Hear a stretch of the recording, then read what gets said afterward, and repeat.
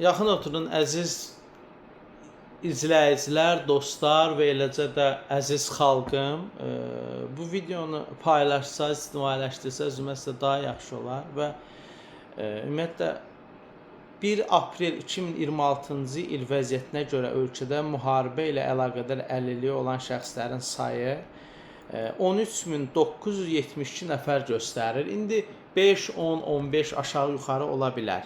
İndi dəqiq deməyək bu qədərdir.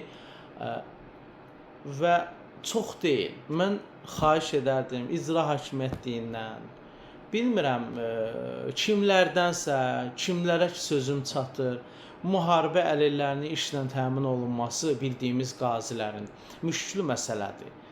Yəni vəziyyət çox pisdir. Yəni mən xahiş edərdim ki, maraqlanasınız, araşdırasınız. Bəzən müharibə əlillərimiz var ki, evdən çölə çıxmırlar, vəziyyətləri çox pisdir. Amma elə bir döyüş yolları var ki, danışsa dəhşətə gələrsiniz. Və mən xahiş edirəm, yəni əsasən niyə rayon üzrə, şəhərlər üzrə icra hakimiyyətindən xahiş edirəm, orada belə bir şöbə var da, yəni həmin şəxslərlə maraqlanır, məşğul olur bəzi məsələ ilə bağlı. Yəni xahiş edərdim ki, özünüzü əziyyətə salın, maraqlanın, eləyin, yol göstərin, istiqamət verin, iş verin. Hər rayon şəhər üzrə bölüşdüksə, elə rayon var ki, ora 20 nəfər düşür, elə rayon var ki, ora 500 nəfər düşür.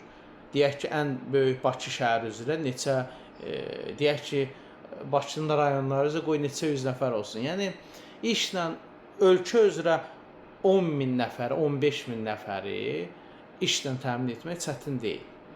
Bizim qazilərimiz. Yəni, mən xahiş edirəm aidiyyatı üzrə bu məsələyə diqqətlə yanaşın. Çox xahiş edirəm.